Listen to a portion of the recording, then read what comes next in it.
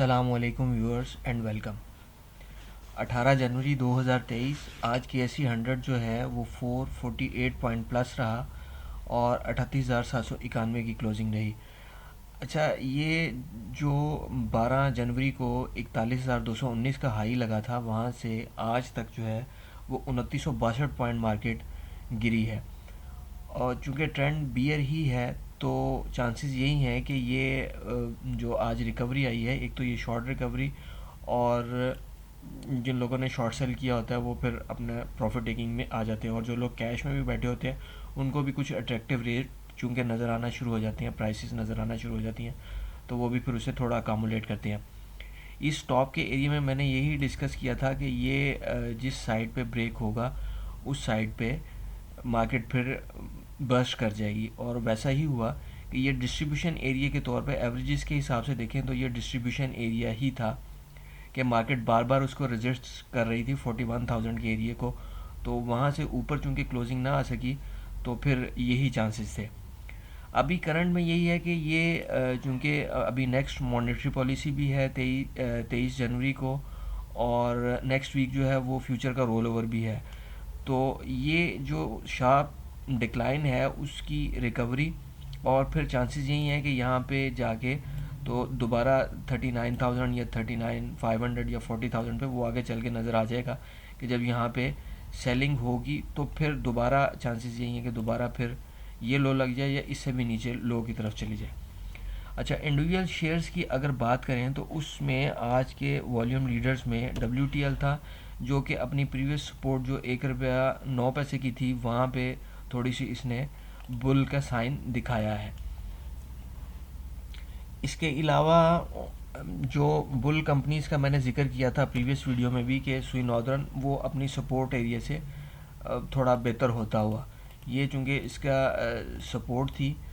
ये एरिया, इन दो पॉइंट्स को मिला के ट्रेंड लाइन को जब हम एक्सटेंड करते हैं तो ये सपोर्ट एरिया था जहाँ से इसने रिकवरी ली। इसके अलावा बुल कंपनीज़ में सिस्टम भी बुल में ही था जो अपनी बेहतर रिकवरी 22 रुपीज़ आज प्लस बंद हुआ। और जो TRG आज गैप ओपनिंग हुई थी डाउनवर्ड, कल की इसकी क्लोजिंग थी 92.30 और आज की ओपनिंग जो थी 90 रुपये की थी, यानी gap opening downward gap open हुआ था। तो जब वो गैप के अंदर आया, पहले थोड़ी देर अकामुलेशन होने के बाद जब गैप के अंदर आया तो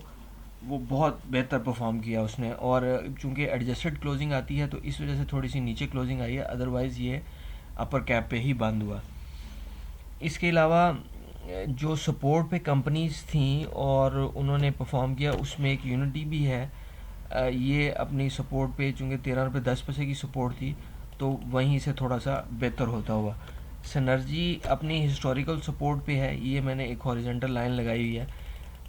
ये देखें कि ये जो इसका 2008 की जो सपोर्ट थी, 2008 की जो सपोर्ट थी 3 रुपये 50 55 पैसे, वहीं पे इसने पहले भी सपोर्ट लेके तो 4 रुपये तक चला गया था, अब दोबारा फिर उसी प्राइस पे आया हुआ है, तो इसे सपोर्ट के हिसाब से प्ले किया जा सकता है। लेकिन ये जहन में रहे कि मैं कोई बाय सेल कॉल नहीं दे रहा, बल्कि मैं एक अपना एनालिसिस जो है वो शेयर कर रहा हूँ। जो भी ट्रेड है वो स्टॉप लॉस के साथ होती है, और स्टॉक के बगैर ट्रेड करना फाइनेंशियल सुसाइड के मुतरादिफ ही है। इसके अलावा हम अटक रिफाइनरी को देखते हैं तो ये अपनी जो मूव है जो 120 रुपये से 122 रुपये से लेके 173 तक थी, उसके मिड पे तकरीबन यहाँ पे एक बुल कैंडल को बनाते हुए NRL को देखते हैं तो अपने ये सपोर्ट से भी नीचे आके तो ये थोड़ी सी तकरीबन आज सारी मार्केट में ही ये इस तरह की बुल्स कैंडल्स ही हैं, लेकिन चांसेस यही हैं कि दोबारा ऊपर जाके फिर सेलिंग के साइन जनरेट हों, वहाँ पे पार्टिसिपेट शॉर्ट सेलर को किया जा सकता है। फ़िलहाल थोड़ी बेहतरी के चांसेस लग रहे हैं। Thank you for watching the video.